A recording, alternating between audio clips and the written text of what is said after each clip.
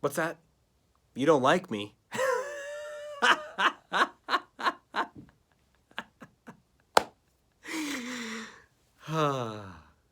But seriously, you don't like me? What's wrong with you? No. Okay. Laugh at rejection. This is a simple, uh, powerful technique that you can use to help you get over your fear of rejection so you can put yourself out there more. I mean, we know this is a fundamental thing to go from restricted, self-conscious, social anxiety to being more confident, free, expressive. The biggest obstacle is the fear of what other people are going to think, that fear of rejection. What if they don't like me? What if they think I'm stupid? What if they don't think I'm attractive? What if they're bothered by me? Whatever it is. And there's a million different ways we can approach that, but one simple way is to change your experience of the rejection. Because at the end of the day, a rejection is just data, it's information. Do you want to do this thing with me? No? Okay, now I know. Or maybe it's like, not right now. Well, why not? Well, I wonder what's getting in the way, or whatever it is. Like, you can explore what their reasons are. And maybe they'll tell you, maybe they won't. Maybe you can convince them, maybe not. But at the end of the day, it's just information you get to work with.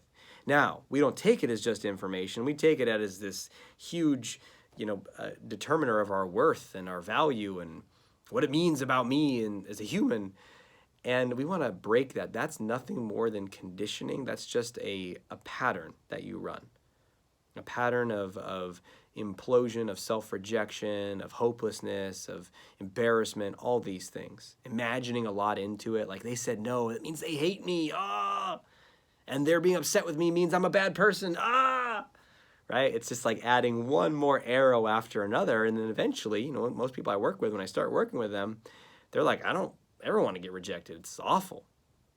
And so, I practice a lot of bold action to transform our confidence. And so if I tell someone like, go out there and get rejected a lot, and they have all these horrible associations to rejection, that's like saying, go out there and drink acid every day. You'll feel great after a week or two. And they're like, I don't feel great. Right? So we got to shift that. And one way to do that is to bring laughter into it. So I actually discovered this a long time ago, long before I learned any technique or anything about this or knew what was happening. I actually just naturally stumbled upon this when I was doing friendly greetings. So friendly greetings, if you're not familiar with it, is one of my most favorite techniques. You just walk down a business. Now, in COVID times, you can still do this with a mask on, but you walk down an area where there's people around and you just say hi. So busy street. Hey, how's it going?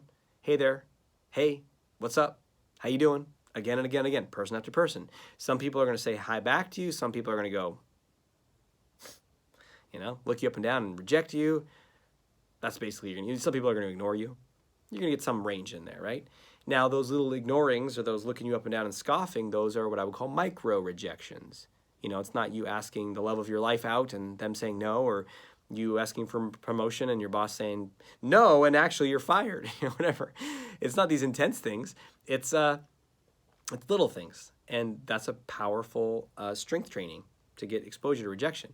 And what I stumbled across is I would do these friendly greetings, and after someone said no to me, sometimes the rejection would be so, at first it was terrifying, but after a little while, because I did a lot of this, like thousands of these over a period of months or years, I started to sometimes laugh at the whole thing, especially someone who had like such a angry angry reaction to my saying hi to them. I would just naturally go like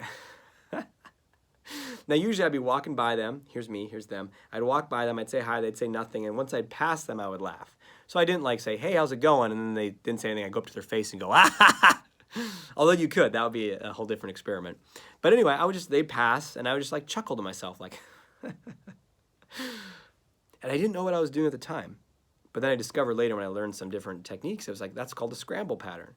So what you're doing is you're breaking the association between this is painful and this is something that makes me laugh. Because usually when we're laughing like that, it's something that's enjoyable or pleasant or shared. So you're kind of scrambling your pattern. So how do we do this on purpose? Well, just not that long ago, I was talking with a client, and he's becoming more bold and confident in dating. And he says, okay, I can go on these dates, but I'm like a really friendly guy, and I don't want to show my intent or my interest or do anything. I just kind of want to be like friendly and distant with them. So I want to be more bold, more direct, give them a compliment. That's what I said. What would you do if you were more bold and direct? And he said, I'd give them a compliment. I said, great. And what does he imagine? He imagines, giving this woman a compliment and her going, oh, disgusting. That's not only do I not like you and your compliment, I think it's inappropriate and offensive that you would compliment me, even though I'm on a date with you. It's like, right? But our fears are not rational, right? So how do we work on this? Well, one simple way is to scramble it. So we did that in a group call. I said, okay, I want you to tell me that I'm going to play this person, reject you, and I want you to laugh. And he's like, okay. And I explained the whole reasoning and everything. He's like, okay. So he says, he gives me a compliment, and then I'm like, ugh, disgusting, I don't like you. And he's like, ha, ha, ha, ha, ha. And I was like, okay, no. We got to do more. Get out of, does this look normal or is this okay? Like, just think of it purely as like a mechanical shift in your physiology, in your psychology, in your body, in your energy, in your mind. So you actually want to laugh and give it a full-on belly laugh. So imagine I said something to you and you said like, ugh, I don't like you, Aziz. And I would say, you gotta get the knee smack in there, right? That's fun. You wanna do it with me? I know it's weird, and a lot of people have a lot of resistance to the laughter technique. They're like, oh my God, that's forced, that's weird, I don't wanna do it. Look, that's just all self-consciousness. My motto for many years has been whatever it takes and whatever works. Let's fucking do whatever it takes and whatever works to break free. At the end of your life, would you wanna look back and be like, I could have been way more free, way more confident, way more alive, way more love, way more expression, way more purpose, way more meaning, but I would have had to done that weird technique. No, I'll take a limited life of dissatisfaction. Thank you very much. Like, fuck that, right? We're here. Let's shift this. So I just laugh. So imagine what's something that someone could say to you that would be like feel rejecting. They don't like you, that you're ugly, that you're stupid, you don't know what you're talking about. This could be a romantic context, a professional context, anything. Okay? Just imagine the thing right now. Give you 3 seconds to imagine. What would they say to you that would sting? Okay, now let's laugh.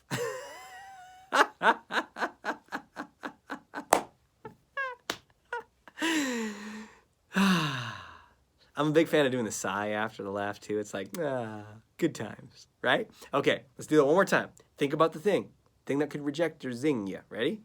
You ready? You know it's coming. Here we go. Let's laugh.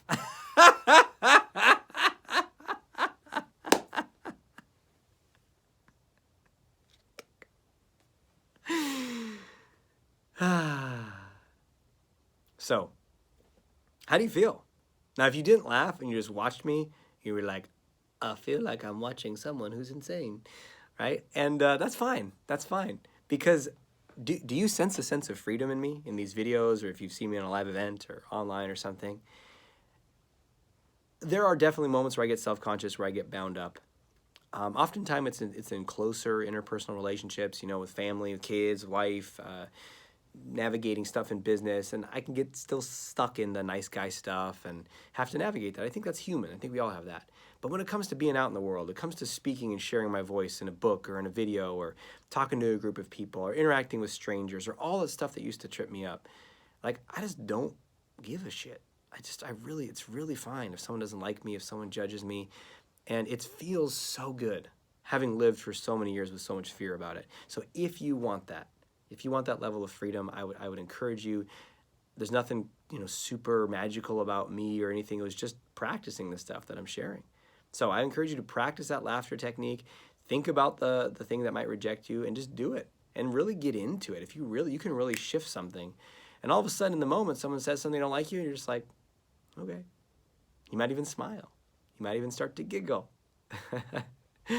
Fantastic. Thanks for being with me today.